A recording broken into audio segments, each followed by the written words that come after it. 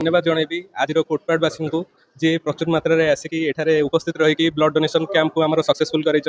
आज आमर अनुरोध रक्षा करी आज आमर मान्यवर कोटपाड़ एमएलए श्रीजुक्त रूपभद्रा सार और आमर एमपी रिप्रेजेंटेटिव रामेश्वर जेना सार आमर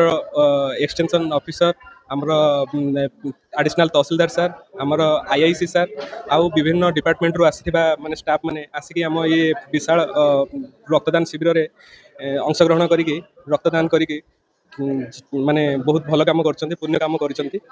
ब्लड रक्तहीनता आमर बहुत सारा जीवन जाऊँगी जमी जानते आम कोटपाड़े दुर्घटना जनित मृत्यु बहुत होती सहित थालेसेमिया सिकिल सेल एनीमिया रोगी बहुत परिमाण अच्छा आपड़ ब्लड दबा हेतु से जीवन रक्षा हो पार्टी जदि आम ब्लड दबा ब्लड देला भाई गोटे माने महत् कार्य आम निजक माने उपयोग करी